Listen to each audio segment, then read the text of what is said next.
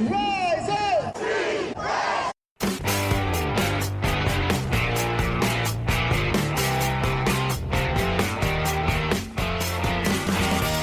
This is the Rise Up See Red podcast, all about the Arizona Cardinals and the NFL, featuring insider and outsider perspectives. Enjoy the best hour of Cardinals talk on the web.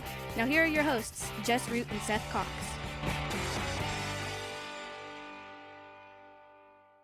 Hello, Arizona Cardinals fans, and welcome to the latest edition of the Rise Up See Red podcast, the best hour of Cardinals talk on the web. I'm your host, Jess Root from CardsWire.com, the USA Today NFL wire site that covers the Arizona Cardinals. Joining me for episode 597 is Seth Cox from RevengeOfTheBirds.com, SB Nation's Arizona Cardinals site.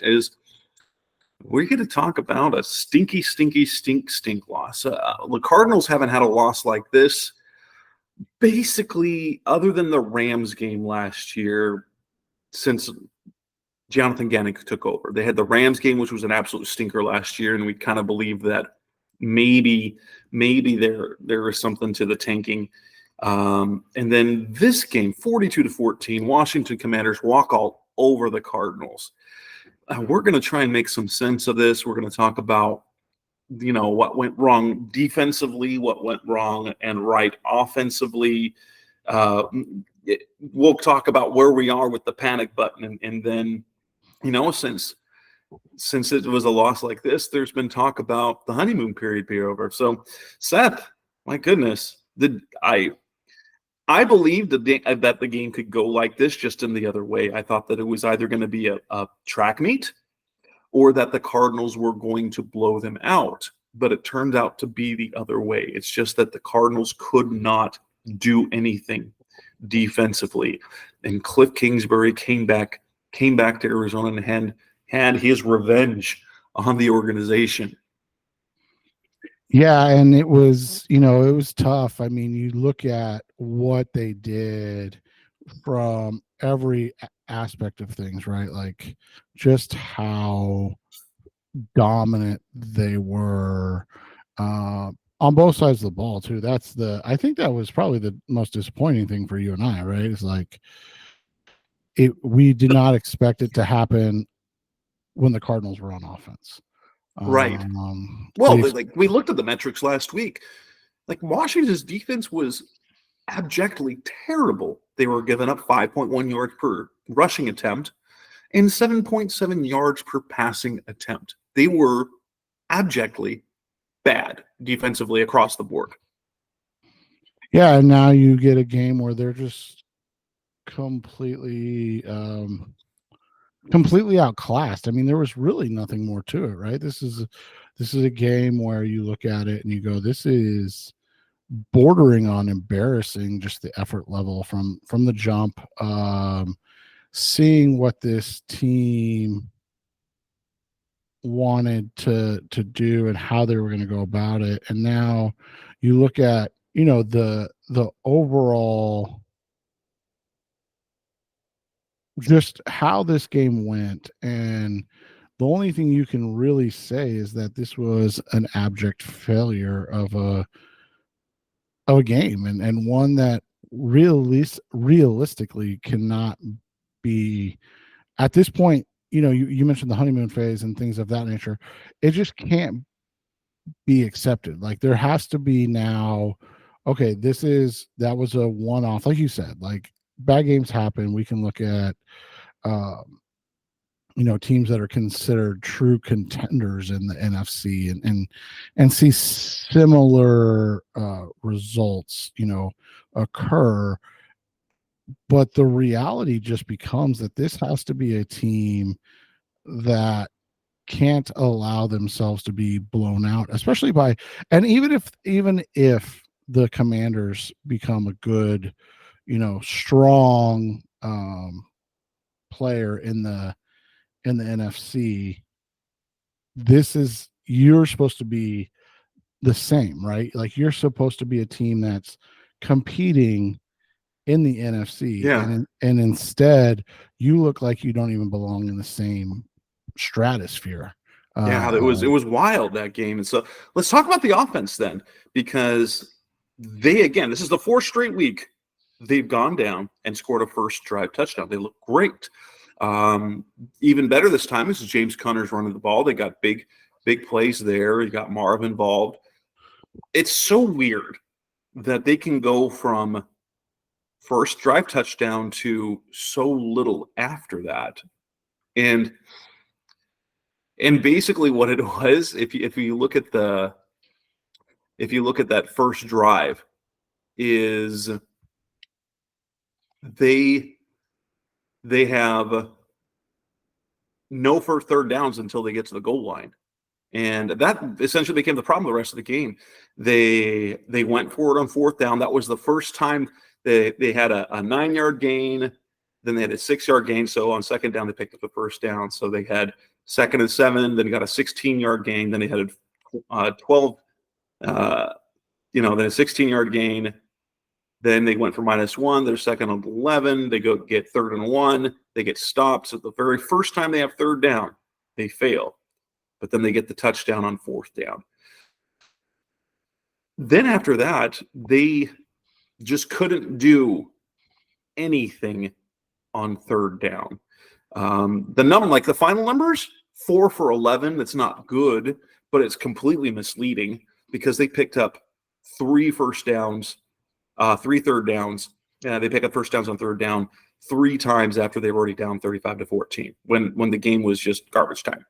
And so they went 1 for 8. They went 1 for 8 when it mattered, and they were just you can't pinpoint one thing. One, they couldn't convert on like 3rd and short in the run game. There were drops. There were sacks. It was just as good as they were in that first drive. Like it's funny how they can be so effective on a first drive and then be hapless the rest of the game. Yeah, and not just hapless, but like you look at it and you don't understand where the efficiency is gone, right? Like, where is it an inability to run the ball consistently? That feels like a lot of it, right? Like that they are so darn they just have to be able to run the ball to do anything else. And I was reading some articles that were interesting about, we'll get into the Kyler stuff in a little bit, but like about the offensive output of guys, right? And you look at certain guys and you look at Lamar, to that point you look at Josh Allen, obviously Jaden Daniels, and it, for so long the conversation's always been like Kyler needs to adapt and do things more from what is classic NFL stuff. But it feels like the numbers have always told a different story, right? Like when Kyler is involved in the run game, and I know that's more common now in the NFL, but when Kyler is involved in the run game, this team wins. They're just a better overall team. They're able to do a little bit more, and they're more effective. And it seems like for some reason, and I don't know where to pinpoint the blame on this, and I don't necessarily want to make this this is their fault or this is his fault or whatever type situation or scenario.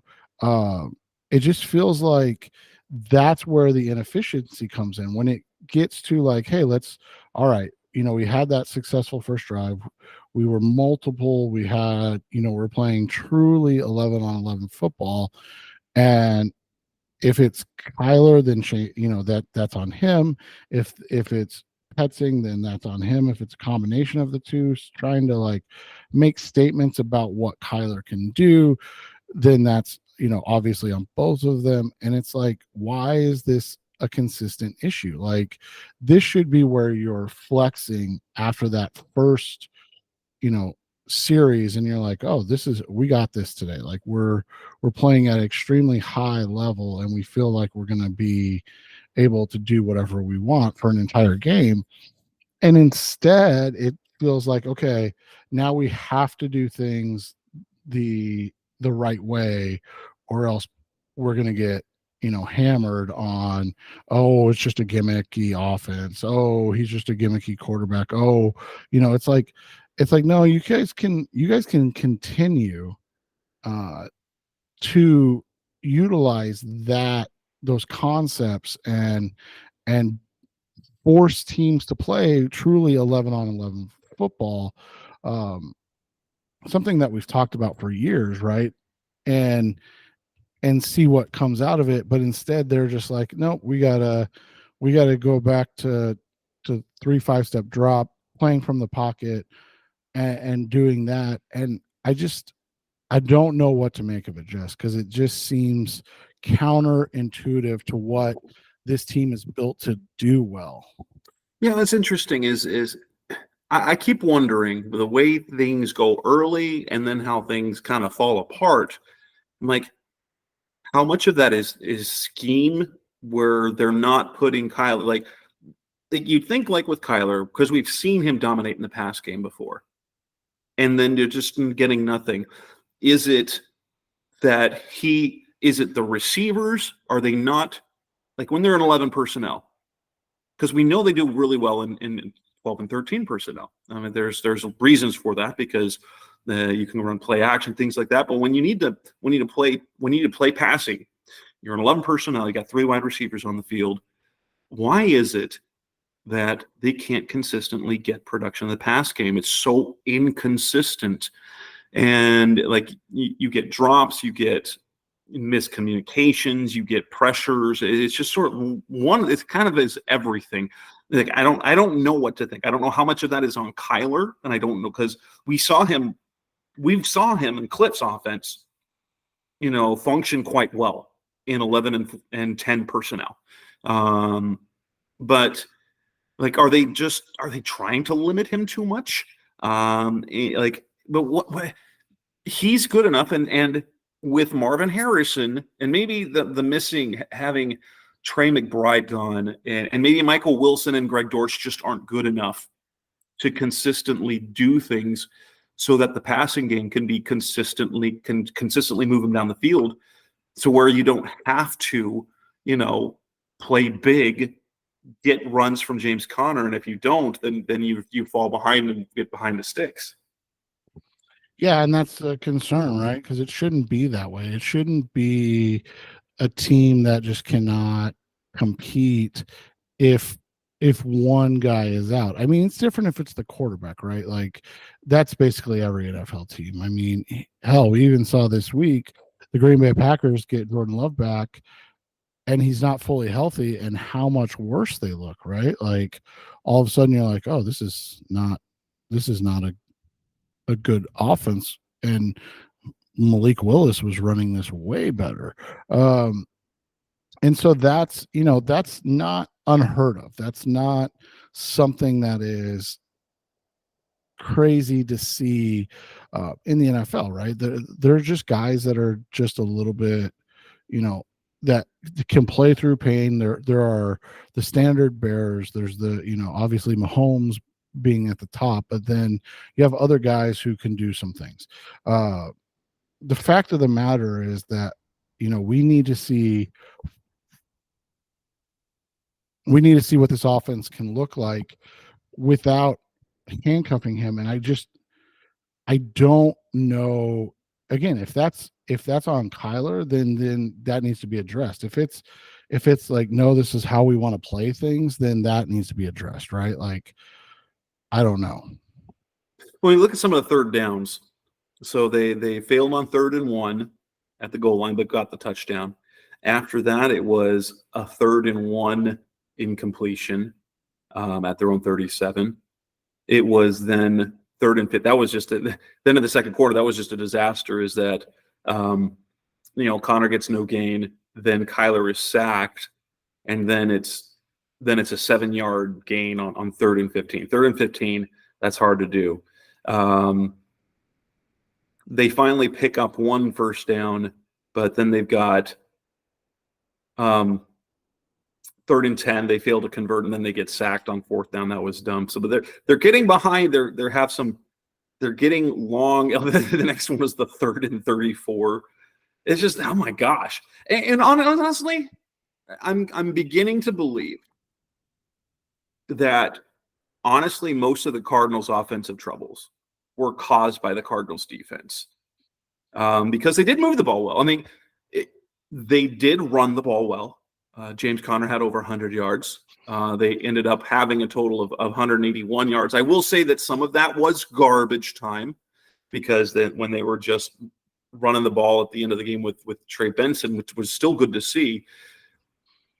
Honestly, the more and more I look at it is when they got themselves in third and longs, but the defense caused their offensive problems, if that makes sense.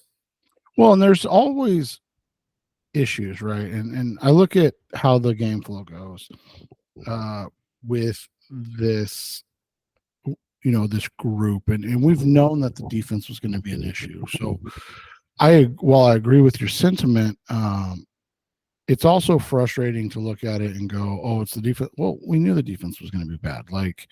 So the offense has to step up, and you look at it, right? They go score on the first drive, which was, a good drive, but there were, as you kind of said too, right? There were some issues even on that drive, right? You look at it, everything was pretty easy. Then they get to 3rd and 1, and they try to run up the middle, and it's no gain. So then they go for it. Obviously, they converted, but I really did not like the play call, right? Like, it's such a low percentage decision to see them do that. But to your point, right? They come off the field and they immediately give up a touchdown, right? And by immediately, we mean immediately. Like they move down the field with very, very little resistance, and go from there. And so then the Cardinals come back and they're moving down the field again too, right? And you get it, like as you said, you get an incomplete pass, you get a run for 1 yard, and then it's 3rd and 9, and then you get another incomplete pass, and so you punt and you have them pinned inside the 10. So you're like, okay, this isn't bad, and you get them in 3rd and 4, and they convert, and you're like, okay, that's again, that's where this defense needs to stand up every once in a while and make a play, and didn't happen. Okay, so then and you're giving a first at this to Zacchaeus, right, literally a player I've never heard of, right? And then you look at it, and they give up 2 more 3rd downs on that drive, and they end up scoring a touchdown on just a sweep. Like, you're like, okay, this is the laziest thing I've ever seen. And then you go 3 and out of me. Honestly, that was it. Right. That basically became it right there. If they, without responding, they get down 14-7, and then even though they didn't give up another point right away, once that happened, like that script was flipped, and they were behind and we couldn't do it. It just was, after that, they were playing from behind. Well, and you look at it, some of the decision making, as you talked about, right? You have the interception, and then you come off that, and you get a run, and it's like, one of the key tenets of football in general is like, hey, coming off a turnover, you try to go out and make a big play immediately, right? And for whatever reason, this group was like, hey, let's run the ball up the middle, and it's, again, you kind of just are looking at it like, okay, what is their scheme? Like, what is the, like, we get that you're a running football team. We get that, but you haven't run the ball well outside of a game this season, right? Like, you've had 1 game this season where you've run the ball consistently well. Outside of that, it's been an issue consistently. And so you look at it and you go, you run the ball up the middle for no gain, and then you get sacked immediately, and then on 3rd and 15 you throw the screen, the white flag screen, right? Like, oh, we're gonna punt, and And I get it. Your defense went 3 and out the next series, so you got to come back. And then they do come back. And again, another interesting decision. It's 14-7 at that point. I get you don't want to kick a field goal, but 4th and 1, it's a 52-yard field goal. It wouldn't getting points right there at the half have been. I thought so, especially with like what ended up happening, a sack. Like, you've got a guy that hits 50 plus regularly. I did that part. You're right. I didn't understand the logic there. And so you have that. So then you go, into so you get sacked, and of course they go down the field and kick a 45-yard field goal with relative ease with just 29 seconds left. 29 seconds left, and they're able to go, was it 25 yards without, or 32 yards without much resistance. And then obviously the second half happens, and it's right from the beginning. You've got an inexcusable PI on Sean Murphy bunting. That was ridiculous. Where it puts them inside the 10, and you're like, okay, well, there's just nothing good that can come of this from now on. And then it was followed up with their, they followed up with 2 punts, two holding penalties after that. And so it's just offensively, they never got on track. And then, but they've got to be able to do that. Like, they've got to be able to reset that. But we've seen this team for years is like, if they get off schedule or if they get behind, they can never get back on track. Things snowball. And I don't know who to blame. Is it Petzing? Is it Kyler? Is it the lack of talent? I don't know. Yeah, and it's a little bit of everything, right? Like, it's a little bit of this, a little bit of that. And you look at it and you say, okay, so one of the first things that you look at in that vein is, it is obviously those guys, but there are some things that happen every once in a while. I think the first one being that, you go back to that series and you say, oh, these are, again, I'm not huge on blaming refs on things, but like that hold on Paris Johnson was a terrible call. Like, that was just an awful call. And so instead of getting that result that you needed, it's 24-7.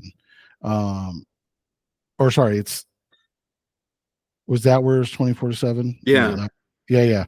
So it's 24-7. Instead of getting the results you need, you end up being in 1st and 26, and you're like, that was a terrible call. Like, there was literally nothing there to justify that other than he manhandled the guy and did what he was supposed to do. And so, from there, it, like you said, it continues to spiral. And so there's not, I don't care who you are, there's not many offenses that are going to be able to come, from 1st and 26 and get a first down.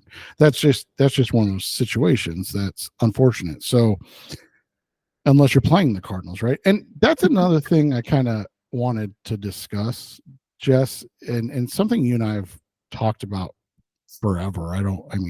This is something that we've discussed forever. A lot of people are like, well, this team or these receivers look good in practice and this and that. It's like, have you guys ever just stopped to think that the reason they look good in practice is because they're practicing against each other and they're just really, really bad? Like, the DBs are really, really bad. So, you and I have talked about that for years, right? Like, yeah. People being like, oh, they look good in practice. And it's like, yeah, they look good in practice because they're practicing against each other, and each other's terrible. So it's one of those situations that I hearken back to our conversations for so long, and we can kind of look at it and go, this is a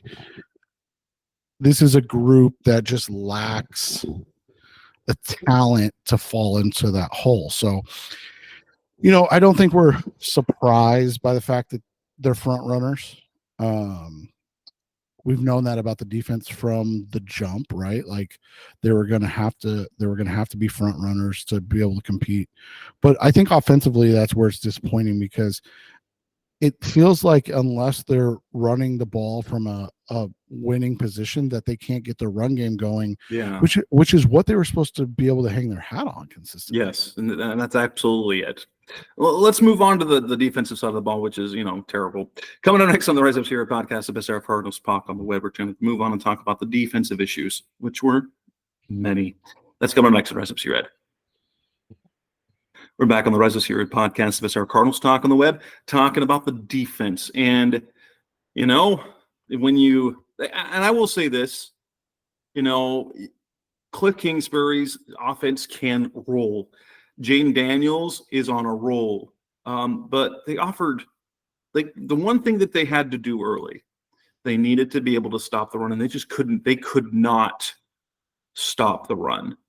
And if they can't stop the run early, they are not able to stop it ever. And so, 449 yards later, 216 rushing yards, Jaden Daniels completing 26 of 30 passes. They did pick him off once, but come on. When Zacchaeus has 85 rushing yards and Jeremy McNichols has 68 rushing yards and 2 touchdowns, that's a bad defense. That defense was bad. They got no pressure on Daniels. They offered no resistance against the run. And I know that they were missing Justin Jones, but, it was just bad across the board. Like, if you look at the numbers, they got one hit. Bilal Nichols hit once. They had 1 tackle for loss. The only ball they got their hand on was Garrett Williams' interception, and that was it. There was literally nothing that was good about what they did defensively at any point. Yeah, and that's what the issue becomes, right? This is just a team that has not been able to consistently put together strong defensive performances. And again, we knew that defense would be a front running team, but it's the offense's inability to stay on the field that's all of a sudden become a huge issue. And I don't think we saw that coming. I mean, it wasn't as bad. It wasn't terrible in this game, but I think a lot of that, like you said, was kind of late in the game, but a 32.5 to 26.5 discrepancy, or 33.5, to 26.5 discrepancy in this loss. That's an issue. You go to the Detroit game, we talked about that one. That was even worse, basically a 37 to 23 discrepancy. And football is kind of an easy game, right? I mean, it's a very complex game, but there's a lot of easy stats. But there's easy ways to win. Yeah, and you look at it, and one of them is, keeping the ball out of the other team's hands. And we go back to the first game where the Cardinals basically had a 3-1 time of possession in the first half, right? And they end up losing the time of possession battle by a minute. And you're like, how does that happen? Like, how do you lose the time of possession battle when you're up? I mean, basically 3-1 in the time of possession. And it's because you can't get off the field consistently. And then the other portion of it being you can't get or make the plays to stay on the field consistently. So, it's one of those situations that you look at it. I don't think that there's a lot that you can build on outside of individual performances by some of the young guys. Yeah. I mean, it was good to see Garrett Williams get the interception. We saw that again, you mentioned the Sean Murphy bunting pass. That was dumb. That was just dumb. Like, the ball wasn't going to get caught, and he can grab the guy's arm. It was just, one, he was beat, the ball's overthrown, and then he just made it 50 times worse with the penalty. I mean, you look at Budda Baker was active, and he had 14 tackles in the game, but again, those were down the field. Kaiser White had 9 tackles again down the field. There was nothing. They got nothing from their edge presence. We talked about Zaven Collins and the year that he's having, but you know what? Zaven Collins, it was almost like he wasn't on the field against Washington. Yeah, and when he's only good at one thing and they're able to neutralize that one thing, it becomes an issue. And again, I think that's what was most disappointing in this game. We assumed that they were going to struggle to rush the passer. We kind of felt that. We felt that pretty. We knew that was going to be an issue. I guess that's the best way to put it. But the fact that they can't stop the run and they loaded up in the offseason to do just that, ideally do just that. I know you still have to be able to do it, right? But the fact that they come out of this game 28th against the run it's unfortunate, man, because this is a situation that and Kyle Odegaard does a great job weekly, kind of just presenting the stats without or the numbers without much comment, right? And I feel like that's a great way to go about things. Some people take it as though he's trying to defend some people, but the reality is when you're just talking or when you're just putting numbers out there, there's a reality to it. And you look at the two things that we were hoping. Well, one, that the Cardinals would be really good at running the ball. They're 25th in DVOA, which is, DVOA is a great prediction of what the team is going to be offensively, right? Or not offensive, overall, right? So if you're a top 16 team DVOA, typically you're going to see a lot of good things coming from you. On the flip side, if you're a bottom tier team, you look at it and you go, oh, this team's going to struggle to win games. And the rushing offense being 25th is disappointing, bordering on disastrous. Would you not agree? Because they were second in DVOA over the last 10 games or 8 games with Kyler back, right? Yeah, it was kind of crazy. It was, I don't know. It's just, this team is hard to pinpoint right now. I had a question. How much do you think Darius Robinson helps? And yeah, that hopefully he returns. We'll find out tomorrow if he's going to be designated if he's going to be returned to practice. With some of the issues they have, both inside and in the pass rush, how much can we put on this rookie's shoulders? Well, I think it's unfair to expect him to fix everything, but also I think it's so important that he's able to at least help, right? He's at least able to quell some of the issues that this team has. And that's what, for both of us, when you say that's one of the biggest issues, is that this team just struggles to make plays consistently on defense. And that's an unfortunate thing when you're talking about, a team that spent, and Kyle had it, and I'm going to have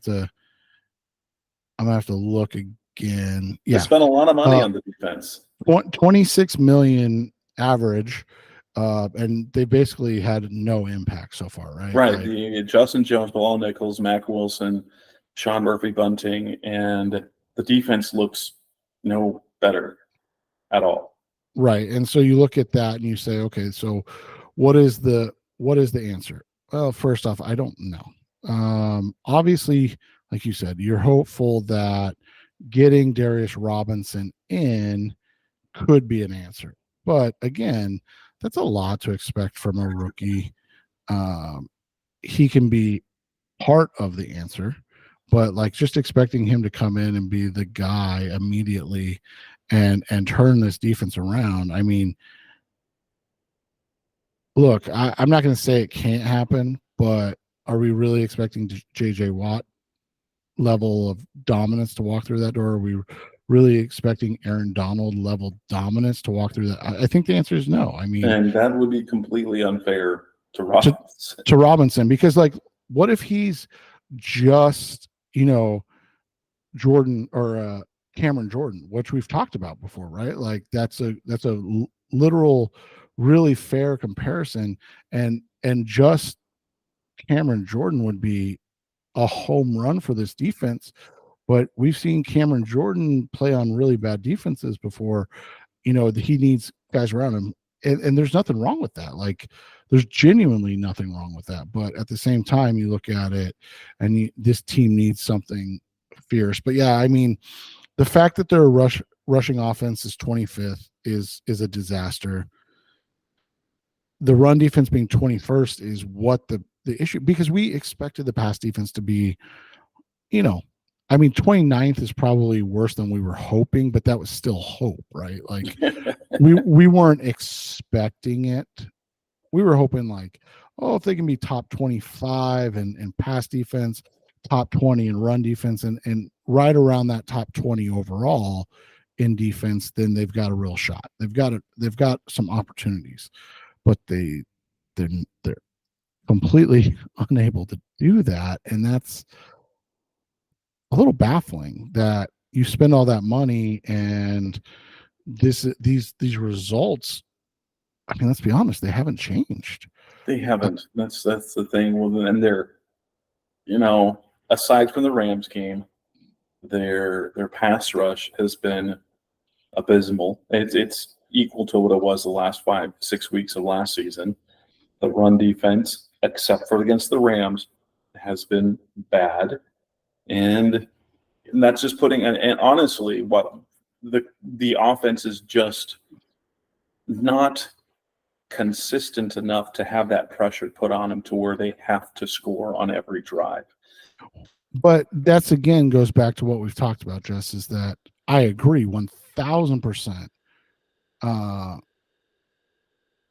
They're not good enough, but I don't think it's, and trust me, you and I want more from Kyler. This isn't being apologetic of him or making excuses for him at all, but I think we're genuinely more baffled by the fact that this team sucks at running the football. Like, I don't think we expected that at all. And the fact that this team just cannot run the football is, it is genuinely something I never saw coming. And it begs the question of, is it a scheme thing? Is it a talent? Again, they went and, I don't dislike what Evan Brown's done this season, but they went out and spent money. They signed Jonah Williams. I know he got hurt immediately. They signed Evan Brown. They paid Yelda Froholt to be here, and these are the results you're getting. And I'm not laying the blame at anybody in particular. I'm just saying the results are unacceptable for what you needed them to be. And so now the question becomes, is this a team that is poorly constructed? And like you said, that brings up the next kind of set of questions. Yep. Which brings us to coming next on the Rise of Secret podcast, the best our Cardinals talk on the web. Let's talk about the panic button. Where are we with that? How high is our concern level? It's coming next on Rise of Secret. We're back on the Rise of Secret podcast, the best our Cardinals talk on the web. The panic button. And, for the first 3 weeks of the season, the vibes were good.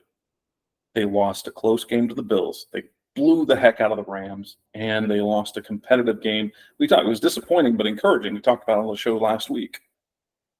This game, the sky is falling, and it's hard not to. It's hard not to feel that way, because the one thing that we've gotten from the Cardinals has been competitiveness, and they were just not competitive in that game. That said, are you at panic button yet with just the one game? Like, if big picture, big picture, 1-3. That's kind of where we all. But I thought they'd be 2-2. I think you thought they would be 2-2. But if outside of us, I think everyone expected the Cardinals to be 1-3 after 4 weeks. It was just that rather than being the Rams, everyone thought they were going to be the Commanders, and so they get blown out of the water by a team that was so bad defensively. But Jaden Daniels is looking like C.J. Stroud type good. How concerned are you? Are you ready to hit the panic button yet in terms of this season? I think the panic button is being hit not because of the singular result of this game, but I think instead you're looking at this and going, okay, we were patient with and okay with the results of Buffalo and of Detroit. You go, oh, they're just not that talented yet. They're playing Super Bowl contenders to 1-score losses like that, and they have the ball and a chance to win games. And I think you and I looked at that and went, okay, that's not just reasonable, that's kind of expected, right? Like that's where they should be. I think it all kind of changes when that's the performance. And you know me, I'm not big on calling out effort, but that's the performance and the effort that we saw in this one. And you look at it and you go, this was a complete and utter disaster from the second possession on. I mean, like you said, that first possession was not bad, but from then on you're looking at it and go, well, this is a nightmare. And what it does is it makes you go back and look at those other games and you go, was it a talent deficit, or was it just the reality that this team just doesn't have that in them, that they don't have that ability to play with these teams because they're just, is it poorly coached? Is it this or that or the other thing? So that's where that comes in, because now you're reevaluating those close losses of like, did those teams play down to the Cardinals, and are the Cardinals one of those teams where you look at it and you go, oh, they were playing down to their level of competition instead of playing at the level they're capable of? For me, it is, I have the panic button out. I've opened the top. I'm not hitting it unless they get blown out again by the 49ers. And then I think that's where things start. Okay, I don't think they can sustain. I don't think they can rebound. I don't think they can come back from that.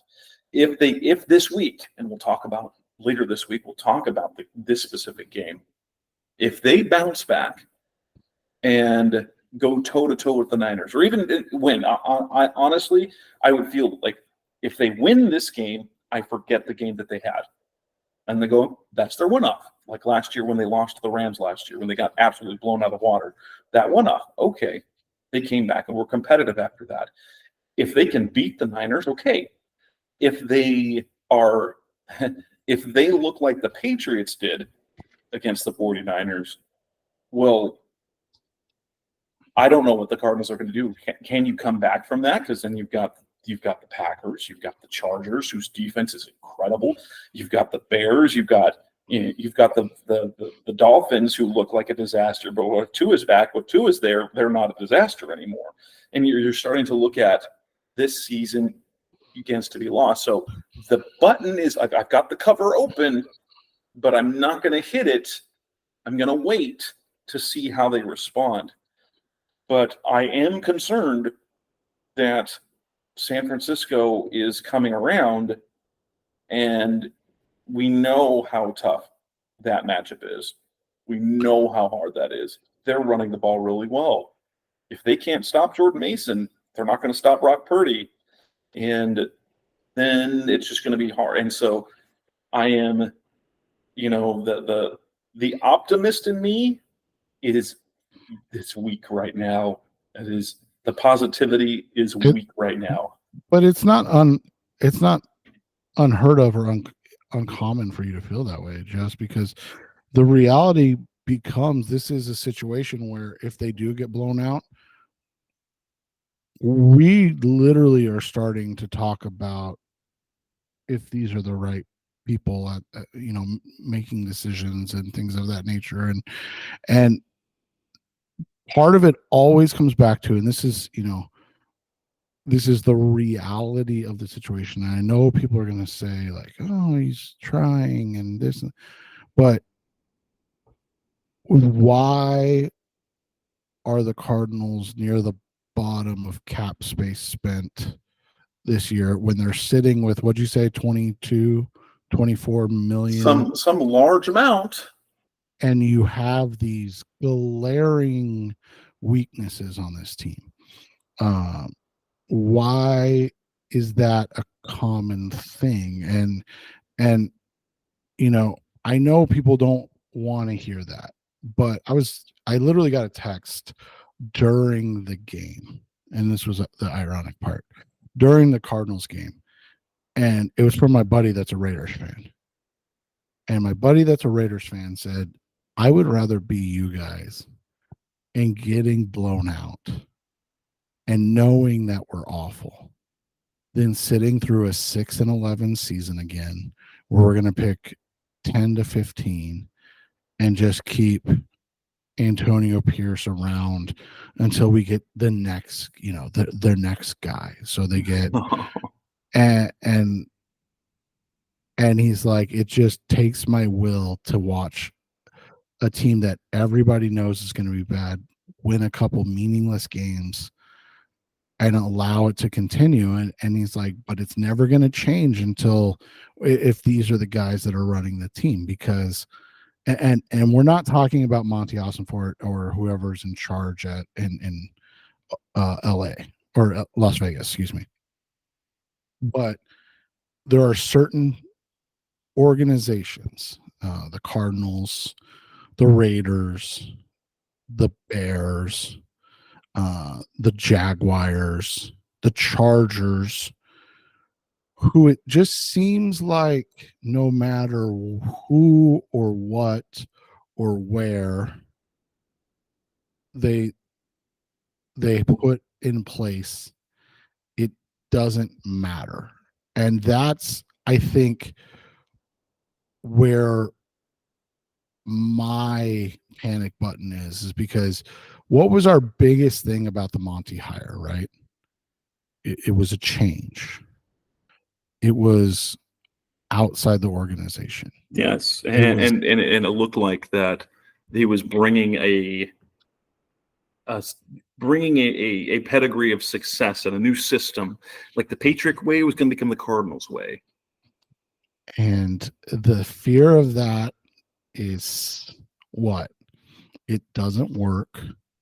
And Bidwell goes, well, we tried it that way too. And just, so why not go back to, and I know he's not here anymore. And I know he's got some legal issues. So I'm not advocate, but no, they bring Adrian Wilson back. That would be right, exactly. And then you just have more yes men and it's just like, that is where my panic lies, because that's what I fear, is that it was like, hey, we tried it, it didn't work, so we're just going to go back to the way we've always done things. If we're only going to have winning seasons every decade, why not just penny pinch again and promote from within and do all this and that, and that's what my fear is. Obviously, the other fear being that they right, wrong, or otherwise move on from Kyler, and he ends up then has the Baker Mayfield, Sam Darnold turnaround in his career. Yeah, the Geno Smith and and you're like, well, who didn't see that coming, right? Like, you're like, well, that's that's about par for, and that's where my panic lies over this whole situation, is that because I mean, let's be honest, it's bordering on failure at this point. So as we talk about it, should the leadership, should Monti Ossenfort, should Jonathan Gannon suddenly be on the hot seat? We've seen the quick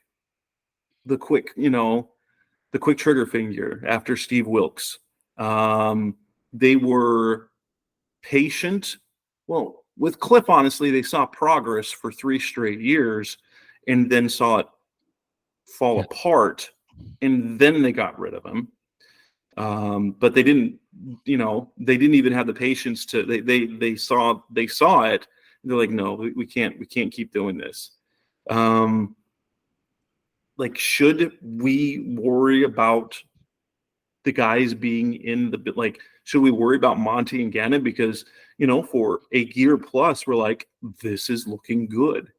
But should we do we need to start asking the question already? Really? We need to really start asking the question if these are the right guys to do it? Well, I mean, and that's the problem in results-oriented businesses. And you and I talk about it all the time is that, and again, you and I are not privileged to be inside of what's happening. So I think that's, a key for you and I to voice. We don't know, but at the end of the day, if you were telling them, hey, like, if you bring me in, we're going to make this work with Kyler, so you're not going to have to go spend money and this, that, and the other. And that's what you said. And then you look at it and you say, oh, you failed at literally every aspect that you talked about. Like, you didn't get any of these things. That's where the problem comes in. And that's got to be what the worry is at this point right now, is that there's just too much of that coming in, and can they overcome it? And I genuinely don't know if they can, Jess, because, and I'm not saying that they failed or anything of that nature. What I'm saying is that it just seems like they have such an uphill battle at this point to make this work, to make this right, and to overcome it. And they're in a part of the schedule, like you said, where it's going to be tough to sell moral victories. And I think that's the biggest thing, is like, if you lose to the Niners by 7, right? And I think the line's 7.5, so you cover. I mean, can you really come back and sell that as a good thing after you just got your doors blown off? And then it begs the question again: are these teams playing down to you? So they're not even that good when they play you, because they're like, oh, it's the Cardinals. We don't, it's not necessary to try. Like, we'll be able to handle them without putting an A game. Like, we can put one of our C games out there and be fine. So that's what the concern becomes, is that, this was the first time it definitely looked like they were not fighting for Jonathan Gannon and Monti and those guys, which is, not super exciting. And, but at the same time, this was a Cliff Kingsbury revenge game. Now, that's 2 weeks in a row, by the way, that the Commanders had something extra to go for, because against the Bengals, if you recall, Cam Taylor-Britt came out and said publicly and referred to that offense as that college offense. They immediately put 38 on that defense that couldn't defend a college offense. And now the Cardinals didn't say anything about Cliff and his offense, but they didn't need to. It was Cliff's homecoming. It was coming back to the place where he was supposed to be great, and he was great. He had it all. Everything was going. Jaden Daniels was cooking. The run, literally everything went well. So, yes. So let's I don't know. So now we just hope that things turn around. That they have to steal a win somewhere now. So in the next 3 games, the next 4 games, they've got San Francisco, they've got Green Bay, they've got Los Angeles, they've got Miami. In the next 4 weeks, for us to take them seriously, right? They need to go 2-4. I mean, 2-2 in the next 3-4 games, don't they? Yeah, not just that, but like you said, they have to show us that was the fluke, right? Like that game was the one that you're like, oh, okay, they had a bad game. Everybody has a bad game. It happens. and that's where, like you said, that's why that panic button is even exposed at this point, like you said, is because you can't go in with this game and come out on the other side in a blowout loss and explain anything away. Like all of a sudden now it's like, okay, well, you've got the rest of the season to show your mettle and show your worth and whether or not we should keep you around. But at this point it's very difficult to justify that, because this is a team that just hasn't performed. Yeah. And so now we're there. I mean, there's not much about to say. We can, then they're supposed to let it hurt. They're supposed to bury it, move on. So I guess I don't think we can bury it. We can't bury this game, but we can put it to the side for this week and see what happens against San Francisco. And with that, we will wrap up this edition of the Rise Up See Red podcast. It's our Cardinals Talk on the Web. We got 2 more shows coming up this week. I have Kyle Madsen from Niners Wire coming up, recording tomorrow. And then the next day, Seth and I will be back to preview the game ourselves. And so on behalf of the Rise Up See Red podcast, that's Seth Cox. I'm Jess. Thanks for listening. As always, we'll be back again soon. Thanks for listening to the latest edition of the Rise Up See Red podcast. Listen to previous episodes and subscribe to the show on Apple Podcasts, Stitcher Radio, Audioboom, or many other podcast platforms so shows are delivered directly to your mobile device. Please give the show a 5-star rating and always support the sponsors who support the show. We'll be back soon for the best hour of Cardinals talk on the web. Rise up, Red Sea, be Red, See Red, and of course, Rise Up, See Red.